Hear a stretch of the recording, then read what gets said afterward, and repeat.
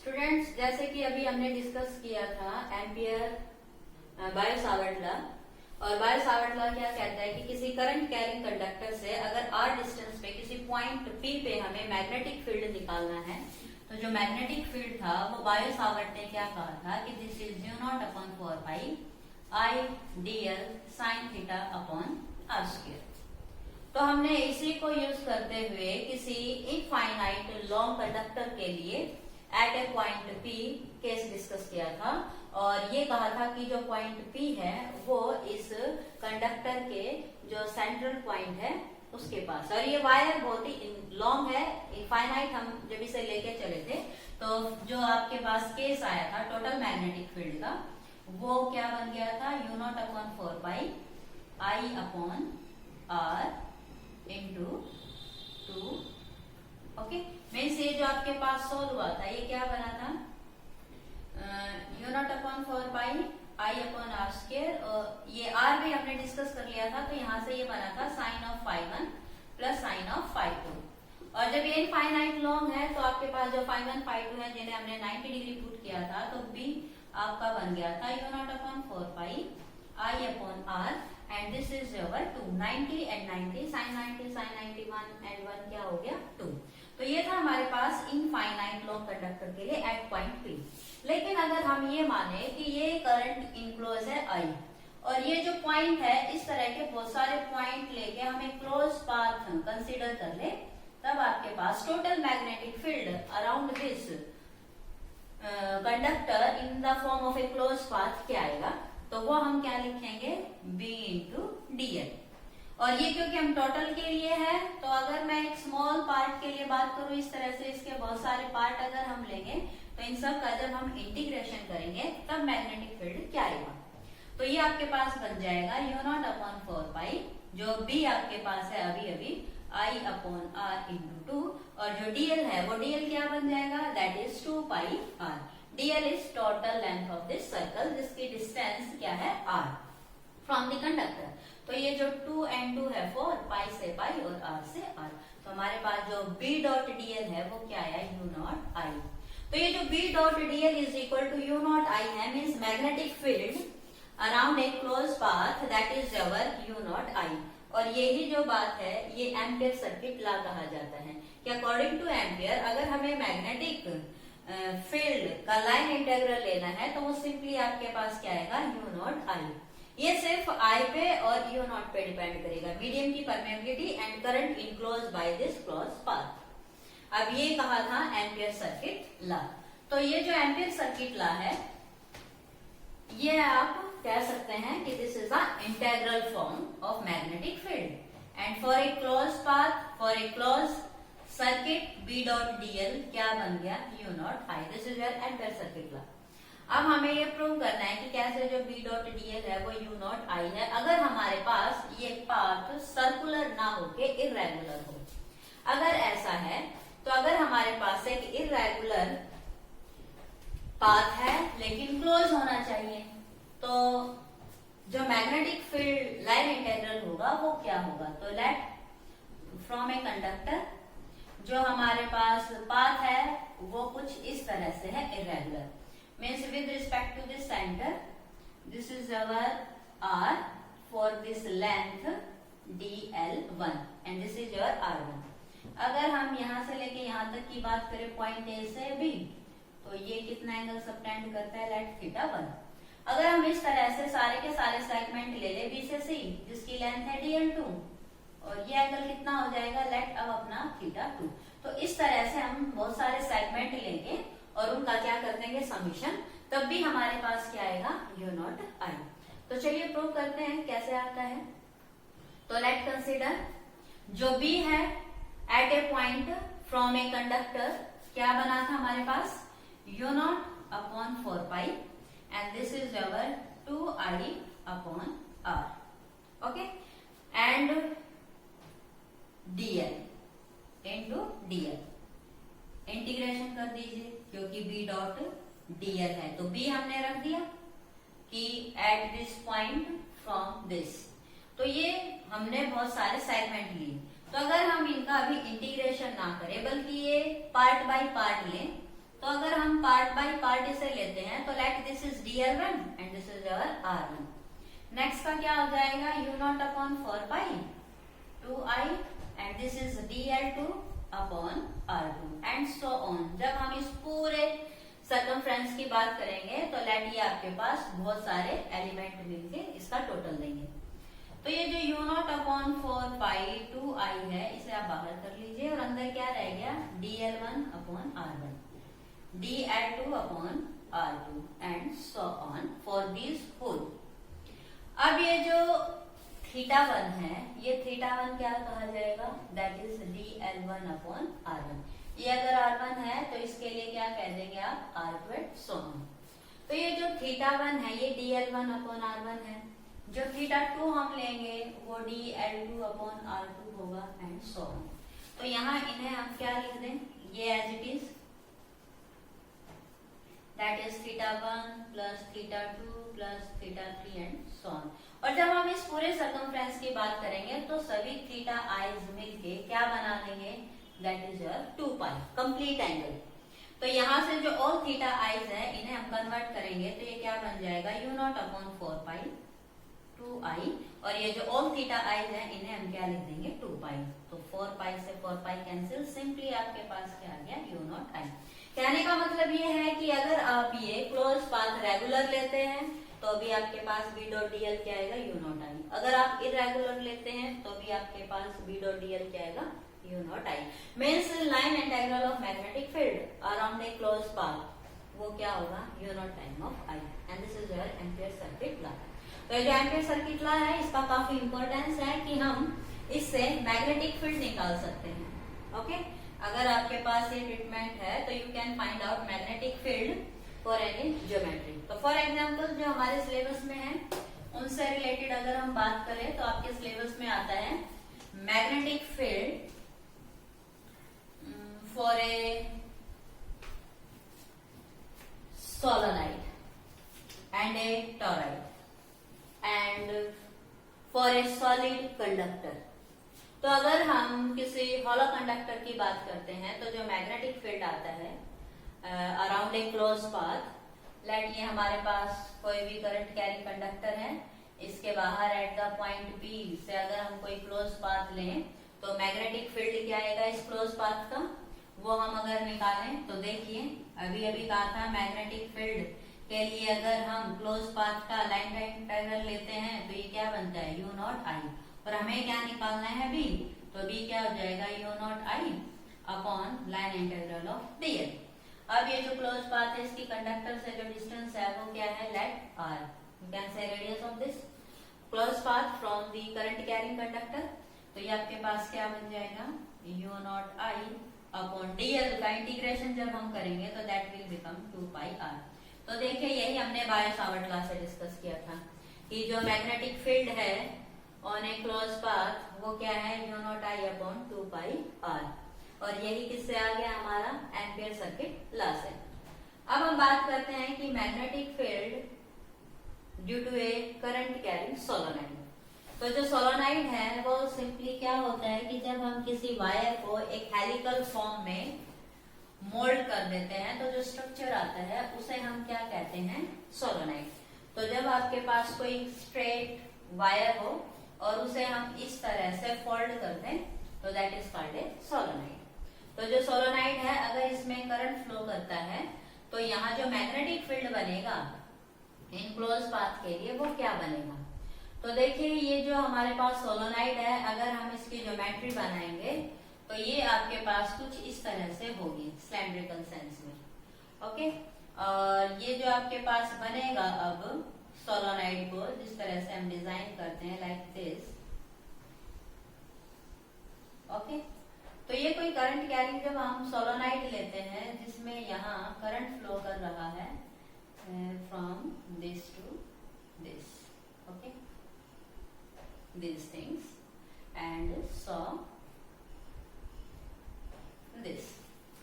तो लेट हम इसकी इंटरनल ज्योमेट्री लेते हैं और उस ज्योमेट्री के अकॉर्डिंग हम क्या पुट कर लेते हैं कि ये आपका कोई सोलेनॉइड है जिसके अंदर ये करंट कैरिंग सिस्टम है और यहाँ ये इसके डिफरेंट पार्ट्स हैं ये इस तरह के।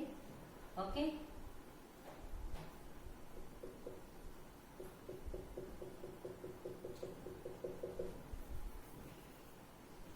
हमें निकालना है लाइन इंटीग्रल। तो देखिए ये जो सोलोनाइड है इसके अलग अलग पार्ट हैं। तो जब हम मैग्नेटिक फील्ड निकालेंगे इस फॉर्मूले को लगा के B dot dl is equal to U naught I, तो हमें चाहिए dl। तो B जब आप निकालते हैं यहाँ dl हमें चाहिए। तो देखिए ये जो हम सोलोनाइड का इंटरनल ले रहे हैं इसके अंदर हम एक लूप ले लेते हैं रेक्टेंगुलर शेप की। जो इसकी ज्योमेट्री है इसी के अकॉर्डिंग हम एक लूप ले लेते हैं और इस लूप को हम कहेंगे PQRS। और ये जो लूप है क्योंकि इसके अंदर करंट फ्लो कर रहा है तो लेट इसमें भी कोई करंट फ्लो कर रहा है, दिस वन। और हम जो फ्लो की बात करेंगे P से Q, Q से R, R से S और S से P, ये हमारे पास लूप रहेगी। और इंटरनल पार्ट में क्या फ्लो कर रहा है आपका करंट। ओके, तो जब हम B डॉट dl की बात करेंगे तो यहाँ जो आपके पास dl है वो क्या आएगा from P to Q, means हम इसे टोटल क्या लिखेंगे B dot dl from P to Q plus B dot dl from Q to R और B dot dl from R to S and B dot dl from S to P। तो ये हमारे पास आ गया total B dl। तो यहाँ देखिए जो आपके पास ये QR और SP है ये परपेंडिकुलर वायर्स हैं और करंट के फ्लो की डायरेक्शन है ये। तो ये जो इनके बीच में एंगल होता है जब हम B dl को लिखते हैं, क्योंकि ये भी वेक्टर है तो B dl को हम खोलते हैं तो क्या आ जाता है cos ऑफ थीटा। और ये क्योंकि परपेंडिकुलर है दोनों करंट के तो ये cos 90 क्या हो जाता है 0। तो जो आपके पास ये RS है और SP है ये cos 90 की वजह से क्या हो गए कैंसिल। रही बात इसकी SR की, तो देखिए करंट तो है इनसाइड में और जो आउटसाइड SR वाला आपका करंट कैरिंग कंडक्टर है, ये जो लूप का पार्ट है SR, इस करंट कैरिंग कंडक्टर से क्या है बाहर। तो यहाँ जब करंट है ही नहीं तो हमारे पास ये वाले सिस्टम का रिजल्ट भी क्या हो जाएगा 0 और ये दोनों क्या थे हमारे पास 0। तो हमारे पास सिर्फ रही ये वाली लूप। ओके, और जब हम इसे सॉल्व करेंगे तो ये जो dl है फ्रॉम P टू Q इसे आप लिख देना L, length of this part of loop is L, ये भी L, ये भी L, ये भी L एंड सो ऑन। तो यहाँ से जो dl है फ्रॉम P टू Q इसकी टोटल लेंथ क्या आ गई L and this B dot dl is equal to U naught I। अब हमें चाहिए इसके अंदर करंट कितना है। तो देखिए यहाँ जो टोटल नंबर ऑफ टर्न्स है वो है N। ओके, और यहाँ एक टर्न में से करंट फ्लो कर रहा है I और ये जो टोटल लेंथ है इस पूरी सोलोनाइड के लिए जब हम बात कर रहे हैं तो ये लेंथ कितनी है L। तो यहाँ जब हम इस टोटल करंट की बात करेंगे तो इस टोटल लेंथ में ये हमने एक यूनिट लेंथ का पार्ट लिया था।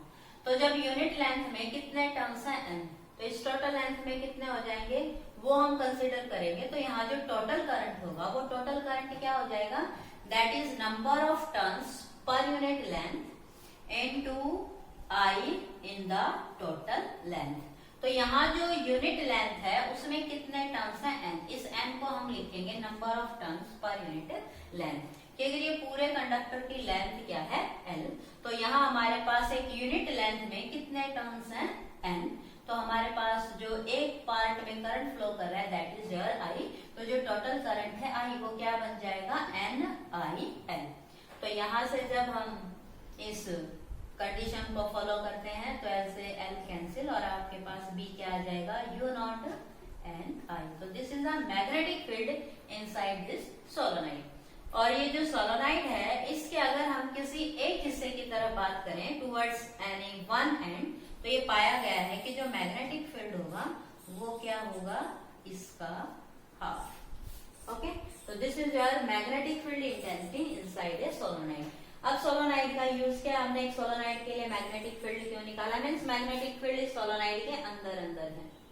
ओके, हमने ये निकाला क्यों है, क्योंकि जो सोलोनाइड है करंट कैरिंग सोलोनाइड वो इलेक्ट्रोमैग्नेट बनाने के काम आता है। और इलेक्ट्रोमैग्नेट आपको पता है हमारे डेली लाइफ में इसके बहुत सारे एस्पेक्ट हैं जो इलेक्ट्रोमैग्नेटिज्म की जरूरत होती है, like your train, motor, magnetic trains, maglev जिन्हें हम कहते हैं, और जो टॉयज हैं, डोरबेल्स हैं, वो सब इलेक्ट्रोमैग्नेटिज्म पे काम करता है।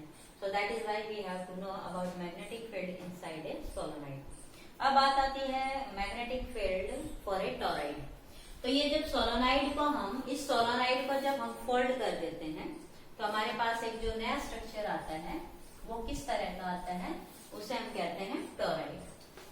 तो ये जो टॉरॉइड है ये आप ये भी कह सकते हैं कि एक आपके पास कोई कंडक्टर है सर्कुलर और उसके ऊपर आप कोई तार लपेट दे ऐसे। ओके, तो इसे क्या कहेंगे हम, टॉरॉइड। या सिंपली यू कैन से कि जो सोलोनाइड है उस सोलोनाइड को ही हम क्या करते हैं, fold in the form of a circular loop. तो जो टॉरॉइड है वो क्या है एक्चुअली, एंडलेस सोलेनाइड। ओके, तो जो एंडलेस सोलेनाइड है उसे हम क्या कहते हैं, टॉरॉइड। तो सोलेनाइड के लिए हमने मैग्नेटिक फील्ड निकाल लिया, वो कितना आया, यू नॉट एन आई। अब हम बात करेंगे टॉरॉइड के लिए। तो देखिए जैसे हमने सोलोनाइड का केस डिस्कस किया था तो उसकी जो ज्योमेट्री थी उसके अकॉर्डिंग हमने कैसी लूप कंसीडर की थी, कैसा क्लोज पाथ कंसीडर किया था, स्मॉल सेगमेंट में रेक्टेंगुलर, लेकिन ये सारा का सारा कैसा है, सर्कुलर। तो यहाँ टॉरॉइड में एक्चुअली 3 केस हैं।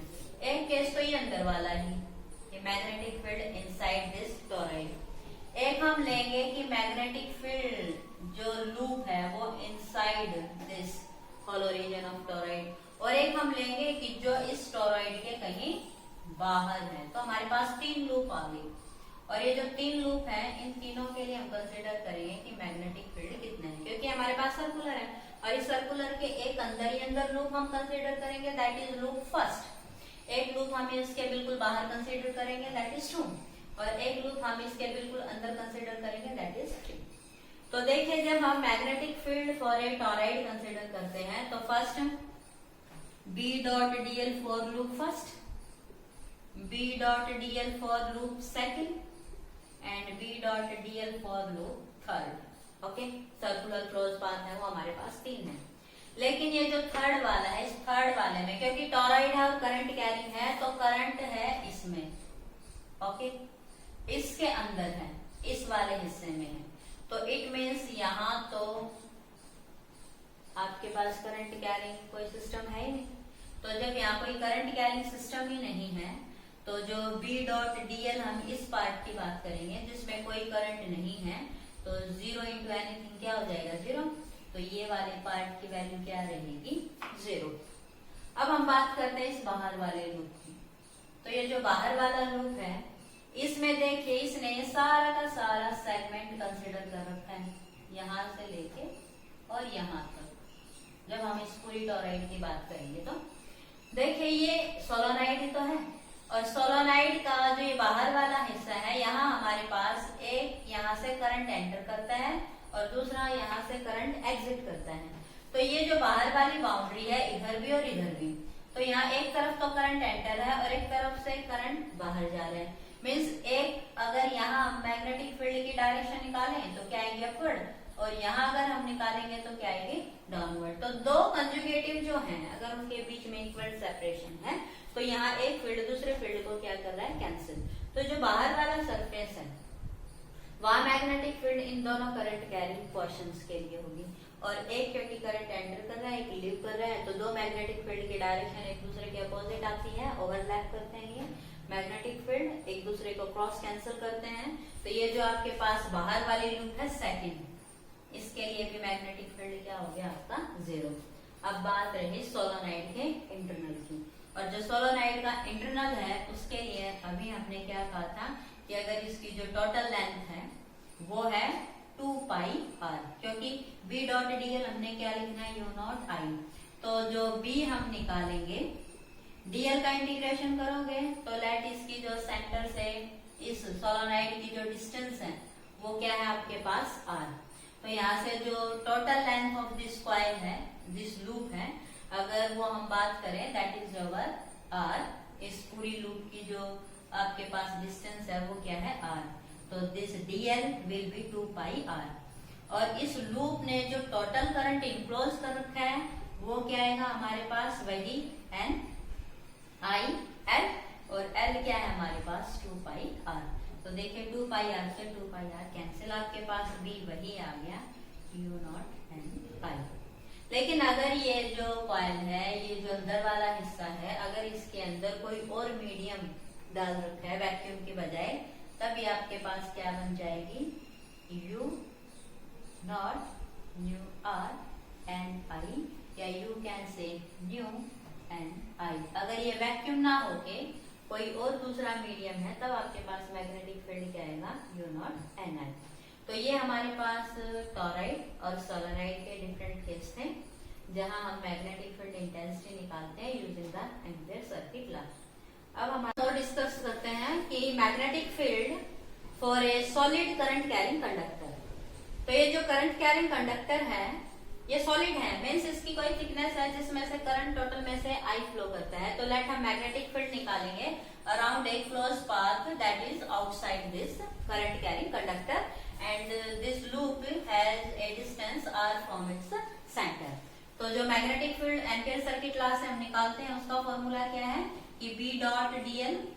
देखिए यहाँ मैंने जो लूप लगाई है, इसे कंफ्यूज नहीं होना, ये है क्लोज लूप। ओके, ये जो सर्कल हम लगा देते हैं इंटीग्रल में, इसका मतलब होता है क्लोज लूप। और अगर आप नहीं लगाएंगे तो भी अंडरस्टूड है, आपकी बुक में ऐसा लिखा हो सकता है, तो डिस्टर्ब नहीं होना है। तो that is your mu nought I. तो देखिए हमें B फॉर दिस लूप निकालना है, जिसका सरकमफ्रेंस, जिसकी टोटल लेंथ क्या है, 2 पाई आर। तो B into 2 pi R and this is your mu nought I. तो B आपके पास क्या हो जाएगा, mu nought I upon 2 pi R. लेकिन अब हम बात करते हैं कि let magnetic field around a close loop and this loop should be inside this conductor, और लेट ये कंडक्टर के अंदर है जिसकी रेडियस है, you can say R dash. तो अगर हम इस लूप के लिए बात करेंगे, तो इस लूप ने जो करंट इनक्लोज कर रखा है अब, वो अब आई नहीं है, आई से डिफरेंट है। तो हम क्या कहेंगे कि ये जो पूरा का पूरा क्रॉस सेक्शन था, जिसमें से कितना करंट फ्लो करता है, आई। तो जो पाई आर स्क्वायर का एरिया है, इसमें से कितना करंट फ्लो करता है, आई। तो 1 में से कितना करेगा, आई अपॉन पाई आर स्क्वायर। ये जो आर है, इसे आप लिख लीजिए कैपिटल आर की, इसकी जो रेडियस है वो है कैपिटल आर। ओके, तो जब हमारे पास ये वाला एरिया है, तो इसमें करंट था आई, और जब हमारे पास ये वाला क्रॉस सेक्शन है, तब इसमें जो करंट है वो एक्चुअली क्या है, आई डैश।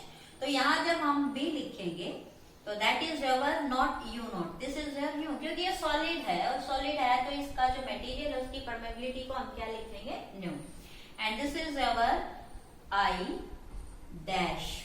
ओके, और ये जो dl था, इस dl को हम क्या लिखेंगे, that is your 2 pi R dash. But ये जो आई डैश है, ये आई डैश अब क्या बन जाएगा कि अगर 1 यूनिट में आपका करंट है आई अपॉन पाई आर स्क्वायर, तो हमें चाहिए ये वाला एरिया। इस एरिया में से जो करंट होगा आई डैश, मीन्स आई तो करता है पाई आर स्क्वायर में। ओके, तो यहाँ जो आई डैश होगा वो क्या बन जाएगा, यूनिट का जो है उसका पाई आर स्क्वायर टाइम पर जो रेडियस है वो क्या है इसकी, आर डैश। तो यहाँ जो आई नॉट है, इस आई नॉट को आई डैश, इसे हम क्या लिखेंगे, इस आई डैश को हम लिखेंगे that is I upon pi R square into pi R dash square. तो ये जो करंट होगा आई डैश, ये अब आई ना होके आई से डिफरेंट होगा, और वो है आपके पास ई, कि यूनिट एरिया में आता है इतना करंट, और इस वाले हिस्से में कितना करंट इनक्लोज है, दिस टाइम। तो यहाँ जब आप इसे सॉल्व करते हैं, तो आपके पास जो आई की कंडीशन वो क्या बन जाएगी, दैट इज योर, तो B for this internal, this is your I R dash upon 2 pi R square. Okay, तो यहाँ एक वेरिएशन है कि जब हम सेंटर से जाते हैं बाउंड्री की तरफ, तो आर डैश बढ़ते बढ़ते क्या हो जाता है, बाउंड्री तक capital R, which is radius of this total cross section. और जब हम इससे बाहर आते हैं, तो जो केस हमने डिस्कस किया था, वहां हमारे पास जो फील्ड आया था वो था ये। तो यहाँ हमारे पास 2 केस हैं, एक तो वो जो बात करता है इंटरनल पार्ट की, एक वो जो बात करता है एक्सटर्नल लूप की। तो जब हम इस इंटरनल और एक्सटर्नल लूप्स को आपस में डिस्कस करते हैं और एक वेरिएशन का ग्राफ हम ड्रा करते हैं, तो जैसे इलेक्ट्रोस्टैटिक्स में आपने पढ़ा है, इसी तरह से यहाँ भी एक ग्राफ आएगा बी और आर के लिए।